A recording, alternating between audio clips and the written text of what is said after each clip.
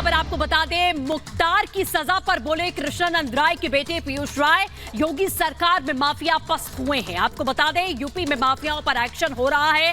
सपा सरकार में अपराध चरम पर था। ये पीयूष राय यानी कि कृष्णानंद राय के बेटे की ओर से कहा गया है, जिसकी हत्या के मामले में सजा का ऐलान कल किया गया था।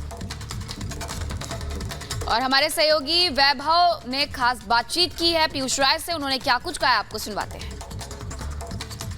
पीयूष जी, मैं आपसे जानना चाहता हूं, क्योंकि लगातार पूर्वांचल के क्षेत्रों में बाहुबलियों पर जो कार्रवाई हो रही है, कैसा बदलाव आने वाले वक्त में पूर्वांचल की राजनीति में आप देखते हैं? देखिए, सबसे पहले तो मैं आपके चैनल के माध्यम से, रिपब्लिक भारत के माध्यम से, कल जो फैसला आया है मुख्तार अंसारी और अफजल अंसारी को लेके, उसके लिए मैं न्यायपालिका का और उससे भी ज़्यादा महत्वपूर्ण पूजनीय महाराज योगी आदित्यनाथ जी का दिल की गहराइयों से आभार व्यक्त करूंगा। क्योंकि जिस समय हमारे पिताजी की ये घटना जब हुई थी, तो जो शिखा उनके सर से काटी गई थी उस समय के अपराधियों द्वारा, वो शिखा आज भी हमारे शीश पे है उन्हीं के पुत्र के नाते। और उस शिखा का मर्यादा बढ़ाने का काम पूजनीय महाराज जी ने और न्यायपालिका ने किया है, तो उसके लिए दिल की गहराइयों से ढेर सारी शुभकामनाएं।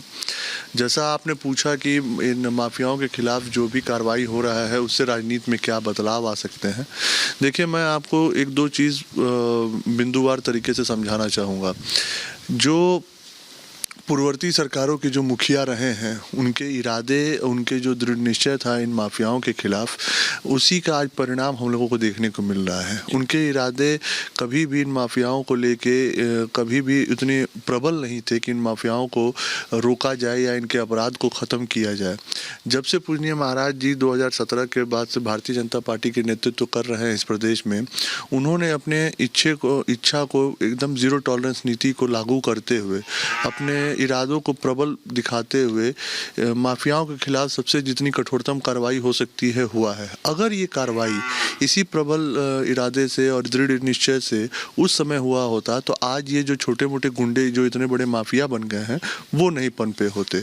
और जब नहीं पनपे होते तो जो ये माफिया प्रदेश के विकास में रोड़ा होते हैं, क्योंकि यही जो अर्थव्यवस्था होती है, जो भी नागरिक के जो मूलभूत सुविधाएं होती हैं, उस पर ये कब्जा करते हैं। तो जब ये चीज़ पहले ही रुक गई होती तो आज उत्तर प्रदेश काफ़ी आगे होता।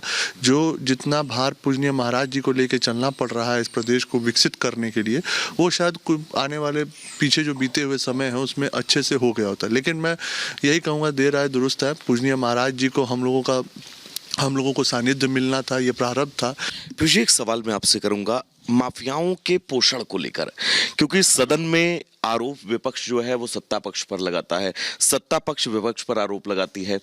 बीएसपी को लेकर भी बड़े सवाल हैं कि बीएसपी ने भी तमाम माफियाओं को जो है वो पोषित किया है। किसने पाल पोष कर इन माफियाओं को पूर्वांचल क्षेत्र में खास तौर पर इतना बड़ा किया, आपको लगता है?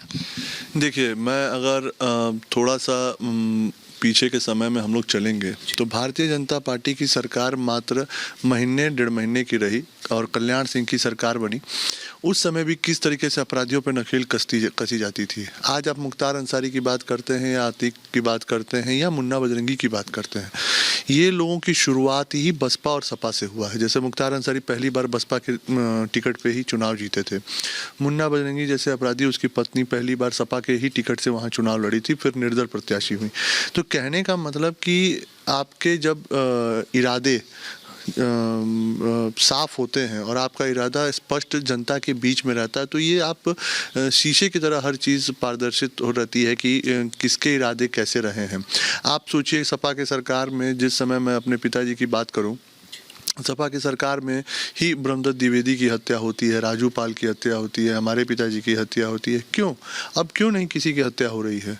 योगी जी के 7 साल हो गए, 6.5 साल होने को हो गए उनके गवर्नमेंट के, एक हत्या, एक दंगा, एक लूटपाट का कांड नहीं मिलेगा। बिल्कुल, जो इतने साल से पोषित माफिया हैं, जो पोषित, जिनकी मानसिकता क्रूर हो चुकी है इतने पोषण पाने के उपरांत, वो ज़रूर छुटपुट घटनाएं कर रहे हैं, लेकिन वो छुटपुट हो रही हैं। और उस पर जो कार्रवाई हो रही है उसका ही नतीजा है कि ये जो डर और भय का माहौल अपराधियों के बीच में और माफियाओं के बीच में व्याप्त हो गया है कि आज वो सोच रहे हैं कि जेल के अंदर रहो और चुपचाप रहो, नहीं तो जमीन से ऊपर भेज दिया जाए।